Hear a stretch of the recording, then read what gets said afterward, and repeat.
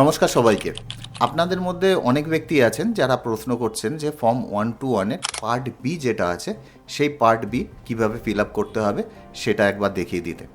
যাই হোক, আমরা এর আগে ফর্ম 121 নিয়ে তিনটে ভিডিও আমরা বানিয়েছি, যেই ভিডিওতে আমরা ডিটেলে আলোচনা করেছি ফর্ম 121 আপনি কিভাবে ভরতে পারেন। ডেসক্রিপশন বক্সে লিঙ্ক দিয়ে রাখবো, যদি প্রয়োজন হয় আপনি ওখান থেকে গিয়ে দেখতে পারেন। আমরা যদি প্রথমেই ফর্ম 121 দেখি তাহলে কিন্তু এখানে দেখব পার্ট এ, আর আমরা যদি নিচের দিকে নেমে আসি তাহলে এখানে পার্ট বি আছে। এই পার্ট বি যে সেকশনটা সেটা আমরা ভিডিওর সময় আমরা বলেছিলাম যে এটাকে কিন্তু ব্যাংক আপনার বিহাভে ফিল আপ করে দেবে।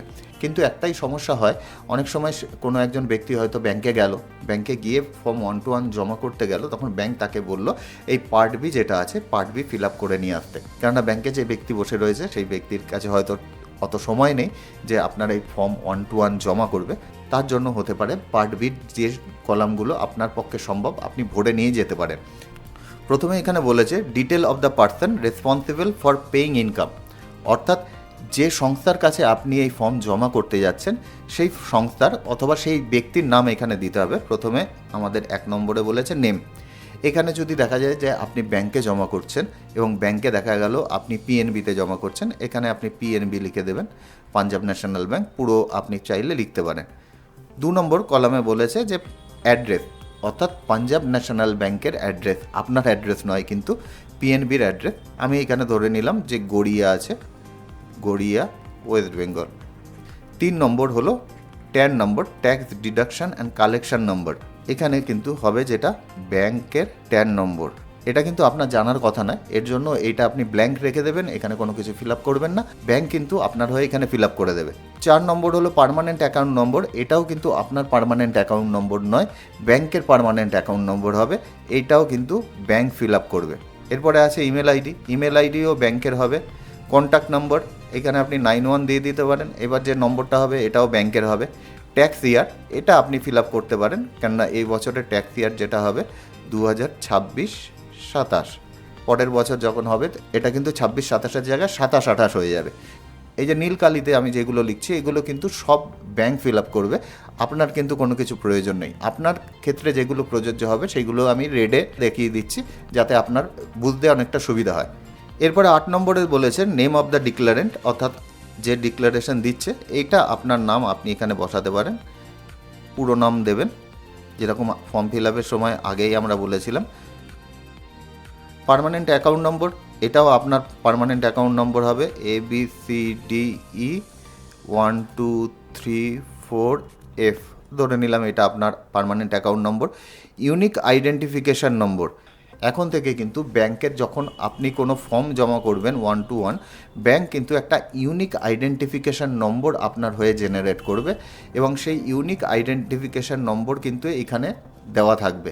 এটাও কিন্তু ব্যাংক আপনার হয়ে ফিল আপ করবে, আপনি কোনো কিছু করবেন না, এখানে কোনো কিছুই লিখবেন না। যে নীল কালারে যেগুলো দিচ্ছি কোনো জায়গায় এনে লিখবেন না অথবা নট অ্যাপ্লিকেবল লিখবেন না, কোনো কিছু লিখবেন না, শুধুমাত্র ফাঁকা রেখে দেবেন, ব্যাংক আপনার বিহাফে যেগুলো ফিল আপ করা সেগুলো করে দেবে।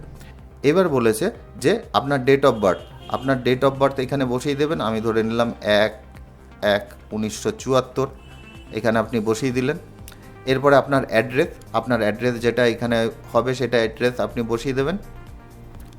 ইমেল আইডিও আপনি এখানে বসিয়ে দেবেন @gmail.com, আমি ধরে নিলাম, এখানে ABCD যা হোক আছে। এবার কন্ট্যাক্ট নম্বর 91, এরপরে আপনার যে কন্ট্যাক্ট নম্বর আছে এখানে কন্ট্যাক্ট নম্বর বসিয়ে দেবেন। মেন জিনিস হলো এই 15 নম্বর থেকে শুরু হচ্ছে, এইগুলো কিন্তু আপনাকে একটুখানি ভালো করে ফিল আপ করতে হবে।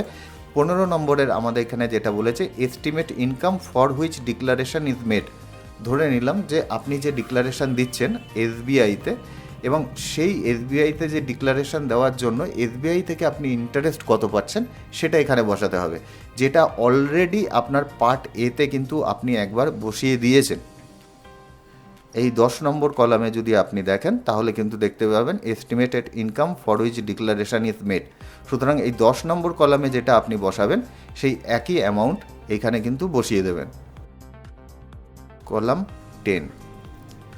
এরপরে বলেছে estimated total income for the tax year of the declarant, এইখানেও কিন্তু এখানে বলে দিয়েছে যে কলাম 13 পার্ট এ, আপনি কলাম 13-এ যদি যান কলাম 13-এ এইখানে কিন্তু আপনার দেওয়া রয়েছে, কলাম 13-এ যে অ্যামাউন্টটা এখানে বসবে ঠিক সেই অ্যামাউন্টটাই কিন্তু আপনি আবার এখানে বসিয়ে দেবেন।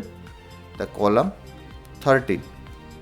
এরপরে 17 নম্বরে যদি দেখি, 17 নম্বরে আমরা দেখতে পাচ্ছি কলাম 12 পার্ট এ। সুতরাং কলাম 12-এ যেটা পাবেন সেটাই এখানে বসিয়ে দিতে হবে। সমস্ত জিনিস কিন্তু আগের পার্ট এতে দেওয়া রয়েছে, শুধুমাত্র ওখান থেকে দেখে দেখে এখানে ফিল আপ করতে হবে। এরপরে যেই ডেটে আপনি ব্যাংকের কাছে এটা জমা করছেন, অর্থাৎ ব্যাংক যেই ডেটে রিসিভ করছে সেই ডেটটা এখানে বসাতে হবে। ধরে নিলাম 30/4/25 গিয়ে জমা করছেন, তাহলে এখানে 30/4/25 আপনি লিখে দেবেন। যদি আপনার কোনো কনফিউশন থাকে আপনি ফাঁকা রেখে দিতে পারেন, যে কলামগুলো কনফিউশন থাকবে আপনার আপনি ফাঁকা রেখে দেবেন।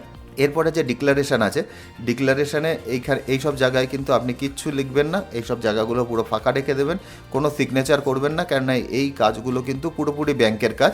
শুধুমাত্র আপনি এখানে প্লেস লিখলে লিখতে পারেন, কোনো প্রয়োজন নেই, আমি বলবো কোনো কিছুর কোনো প্রয়োজন নেই, আপনি ফাঁকা রেখে দিন। যেই সব জিনিসগুলো একান্তভাবে আপনার হাতের মধ্যে আছে অথবা কোনো চেঞ্জ হওয়ার কোনো সম্ভাবনা নেই, সেই সব জিনিসগুলোই কিন্তু শুধুমাত্র আপনি জমা করবেন। যেরকম 1, 2, 3, আবার এখানে 8, 9, আবার এখানে 11 থেকে শুরু করে পুরো শেষ পর্যন্ত আপনি ফিল আপ করতে পারেন। আর 4, 5, 6, 7 আর এখানে গিয়ে এই 10 নম্বর কলাম, এই কটা জিনিসে কিন্তু আপনি কোনো রকমভাবে কোনো হাত দেবেন না এবং পুরো জিনিসটা ফাঁকা রেখে দেবেন। এনে বা নট অ্যাপ্লিকেবলও লেখার দরকার নেই। তা আশা করি এটা থেকে আপনাদের একটু হলেও হেল্প হবে যে পার্ট বি যদি কোনো কারণে আপনাদের ফিল আপ করতে হয় কীভাবে আপনারা ফিল আপ করতে পারেন। ভিডিওটি ভালো লাগলে বন্ধুবান্ধবের মধ্যেও শেয়ার করবেন। দেখা হচ্ছে নেক্সট ভিডিওতে, ততক্ষণের জন্য বাই।